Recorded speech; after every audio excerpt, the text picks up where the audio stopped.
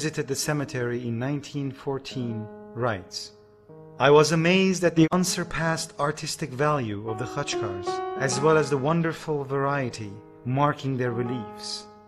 In the meantime, however, I was shocked to see that some of them had been broken during the construction of the railway."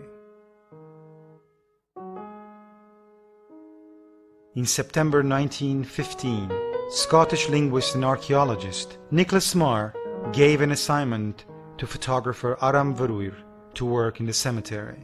In 1928, Lithuanian art historian Jurgis Baltrušaitis conducted research there.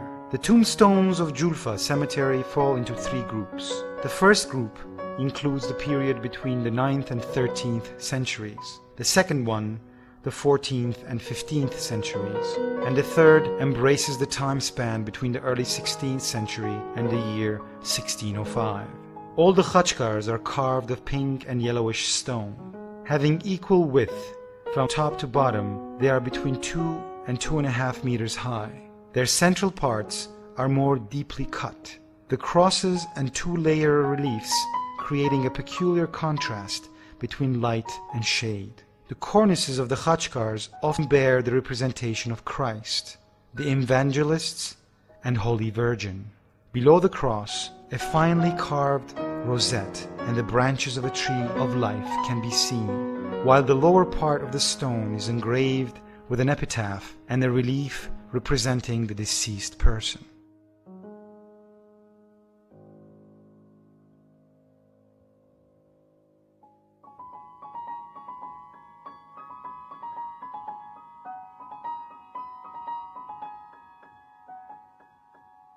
The cemetery was an eloquent witness to Julfa, Armenia's glorious past.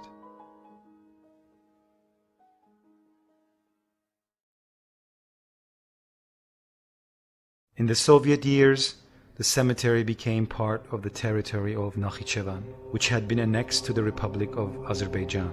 The Monuments Preservation Department of that country absolutely neglected it. Moreover, under state auspices, its tombstones were continuously broken to pieces and used as construction material. The investigation Agram Ayvazyan conducted in the cemetery in 1971 and 1973 showed that it retained over 3,000 khachkars. Almost the same number was documented in 1987 when Dr. Murad Hasratian and art historian Zaven Sarkisyan visited Julfa.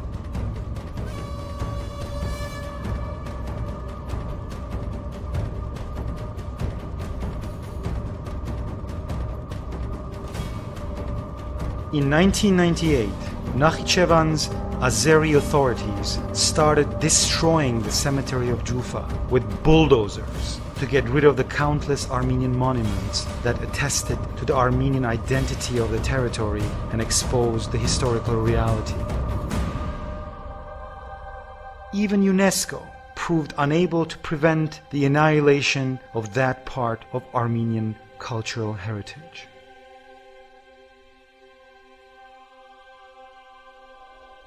The photographs taken in autumn of 2002 revealed that the famous cemetery of Julfa did not have a single standing khachkar anymore.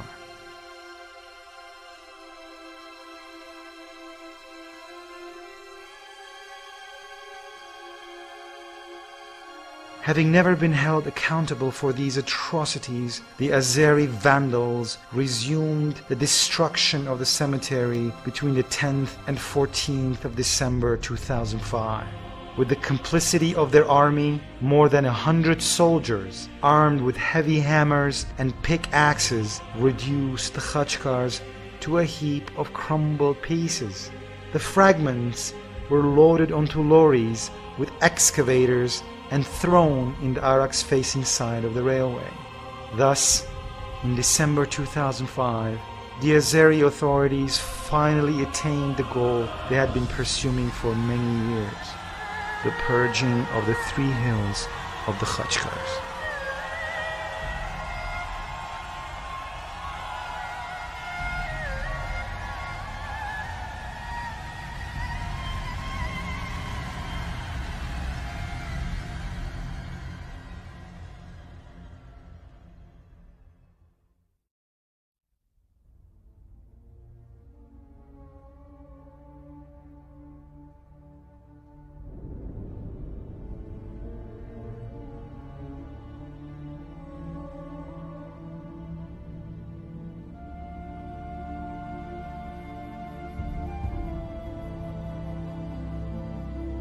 Many scholars and art historians from all over the world had the privilege of seeing, admiring, and studying the magnificent memorials of Julfa.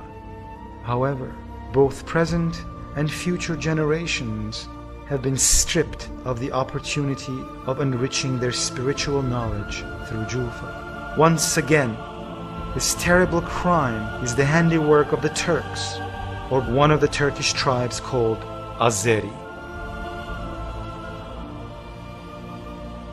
In 1170, Turkish Emir Yeltkuz burned down more than 10,000 manuscripts in Babel region.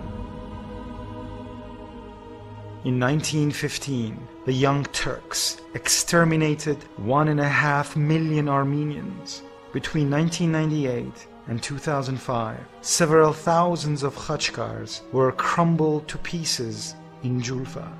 Regardless of the period, the Turks and their fellow tribesmen, the Azeris, continue causing horrific damage to the civilized world. In early March 2006, Nakhichevan's authorities stationed a military base in the site of Julfa cemetery.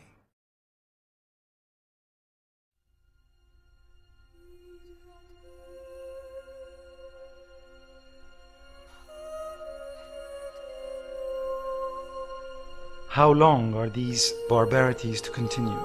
Must we always be reminded